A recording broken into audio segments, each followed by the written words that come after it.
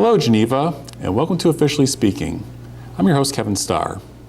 Each month, we sit down with one of our local elected officials, get the latest with your city government. And today, we're joined by 4th Ward Alderman Jim Radecki. Jim, thanks for being here. Thanks, good to be here. Well, let's jump into some of the issues of the day. Our first several questions are going to talk about the city's finances. And we know that no one really jumps for joy when they receive their property tax bill each spring. But is there some good news on the horizon for residents regarding the city's portion of their tax bill? Well, it's interesting and a timely question for me.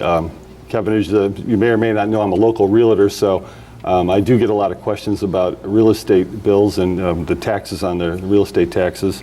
And I just recently attended a seminar, actually, as part of my continuing education about the property taxes in Illinois, and the instructor said, you will all be incensed when you are finished with this, because Illinois, as most of us know, is the second highest property tax state in the United States.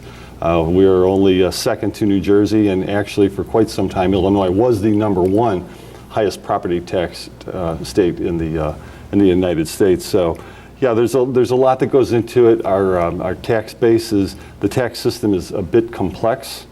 There's good news and bad news as far as the Geneva tax rates go.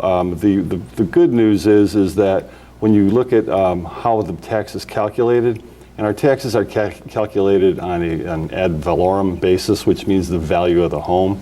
Our tax rate is actually going down as the years have progressed. Now, that's a little bit of a false read, because as your assessed evaluations go up, that rate may go down a little bit. Because the bottom line is the city, as well as all the other taxing bodies, still have a dollar amount that they need to function on a day-to-day basis. So while our rate is going down, it is a little bit misleading.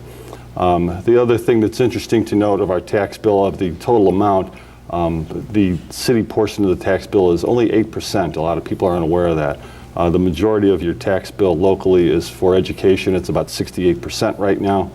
The school board has their own challenges, the way that they're not funded by the state. It has to come by property tax. So the good news is we're only 8%, and that actually the levy amount, or the percentage, has been going down over the last several years. And with the tax levy amount being approved in December, now the city council is kind of moving into budget season. And when you first look at a budget, how do you approach that? What are the things that you kind of look for?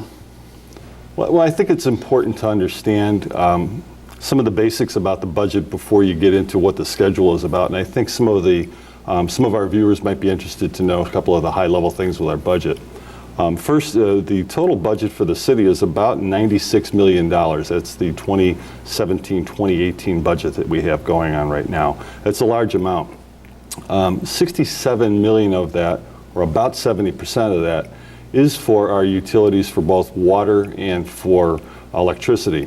So those really do not fall within the tax base or the budget. Those are really paid by user fees.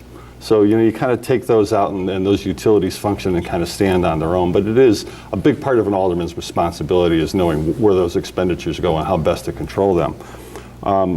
The city's operating budget is $16.8 million, which of that $16.8 million, $11.2 million is dedicated for fire and police.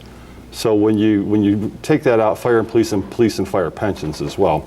When you subtract that from the overall amount, now you're left with $6.2 million that's really used to run the city. And it's 116 miles of streets, it's 200 miles of curbing, it's hundreds of miles of sewers. So it's, in the grand scheme of things, when you get down to it, it's basically the amount of money that we use to run the city. So I think it's interesting. I don't think a lot of people are aware that that's what it comes down to. As far as the budget cycle, it never ends. Every meeting we have is talking about expenditures, how best to control them, what our priorities are. But our schedule basically runs, we actually start in November 3rd of last year, with our planning session, where we prioritize our goals. And of course, we continually meet and discuss those things. In fact, last Monday, we had another planning session, a policy priority session to set our policies straight. And that's really where the aldermen come into play, is determining what it is that we believe our constituents want us to spend the money on. And that's where a lot of the discussion takes place.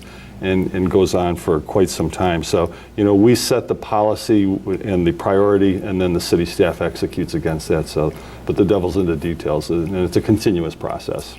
As part of the budget, part of the role of the City Council is addressing revenue side of the equation. How do you as an alderman navigate those choppy seas at this point? Well, that's a tough question, and that's one that the City Council continually wrestles with. Just as we wrestle with expenditure and controlling expenses, the other side of the equation with revenues, I think, is just as challenging for a community, particularly a non-home rule community. We do have a referendum that is coming up on March 20th, and there'll be a question put to our voters regarding an increase of our sales tax from about, it will be 0.5%. We have to be careful talking about the referendum as an elected official. We are precluded from either supporting or advocating for it, but we do have a responsibility to educate our constituents on what the facts are around the referendum. And there's a lot of information out there. If people would like specific information about the referendum and the details behind it, the city website has an excellent resource on it. All they have to do is go to the home page. It's very easy to find. It's right there. Click on it, you'll get all the information that you need to know. But some of the highlights are that the referendum will be on March 20th. We will be asking voters to consider whether or not to raise it 0.5%, which would take us to 8%, which is what the sales tax is both in St. Charles and Batavia. So it would be the same. Also, I believe that medical supplies and food that's taken home and prepared is also exempt from the tax. But the details and more of that can be found on the website. And there's also printed material that people can pick up for that as well, too. Moving off of finances, but into other topics, one of the things that residents had kind of requested, given the bounce back of development in the city, is a little bit more notification in advance of certain projects. How has the city addressed that situation? Well, that's a great question. One of the things that I have discovered since being an alderman are the people of Geneva are extremely involved and active with developmental issues. They're active not only in our community, but neighboring communities. When they border us, they show up to meetings and they voice their opinions. I think it's important to note and that everybody should know that if we have a development that is going in the historic district, there are multiple layers of review and opportunities for them to participate in the discussion. And in fact, the boards that review these are citizen volunteer groups that are appointed by the mayor, so they're our own constituents that do this. It goes from the Historic Preservation Commission, if it's in that district. It will go to the Plan Commission, it will go to the Committee of the Whole, and then it will go to the City Council. There are multiple meetings, agendas are all posted. It's easy enough to find the information for all those. With that said, we still want to do more with that. We have actually increased the signage, the size of the sign, the lettering. We've expanded the statutorily required notification area from 250 feet to 500 feet. There's an online developmental map that you can get from the city, which is excellent. It's been a great enhancement.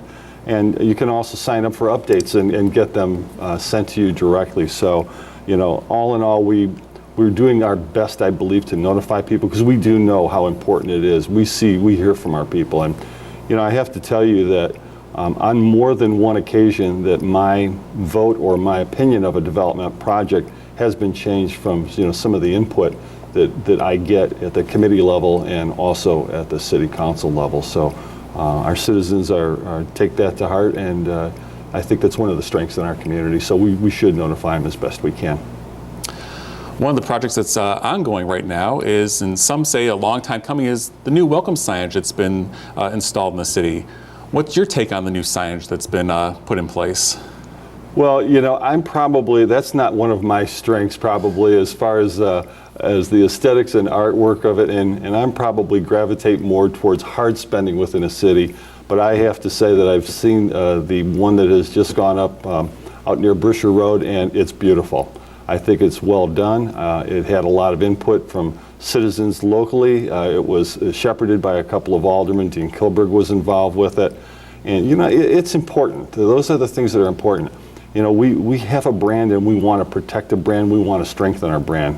When people hear, that you're from Geneva they have a certain image of it, and those entryway signs are important to that. And I think it's also important to let the people and our citizens know that we care, what it looks like, and they are just very well done, and I could not be more pleased. We are phasing them in over time. We're going at some of the highest, most traveled intersections first, where people will see them, and there's different sizes and different types depending on where the entrance or exit to the city is. So, there's more to come over the years. Due to budgetary constraints, we couldn't do it all at once, but I think it was a long time coming and well done. And just looking down the road, are there any issues that you'd like to share with our audience that might be coming towards the City Council? Well, I think there's some short-term and some long-term things, and they primarily, at least from what I see, they revolve around developmental issues still, again, what we were just talking about. The Citron site, we just have a proposal that's now coming in front. It's going through the review process right now. I think that's exciting. I think that's well done. I think that's much more in keeping with the character of the neighborhood, and I believe it will be better received than what was originally proposed for that. We learned a few things about that, so that's certainly one. Of course, the questions that I get continually are the old mill race property. When is that going to be redeveloped? So I think that's important. There's an issue there that is going to go before the Historic Preservation Commission about landmarking status. Again, this is where people can begin to participate with that process, and they should. They can go to the city website or contact your local alderman, and they can bring you up to date on details about where that development stands. And in general, the East State Street corridor and the TIF, the best use of those funds. That's a continued project. We've made a lot of progress on the East State Street corridor, but there's still plenty to go. I think that's definitely an important issue.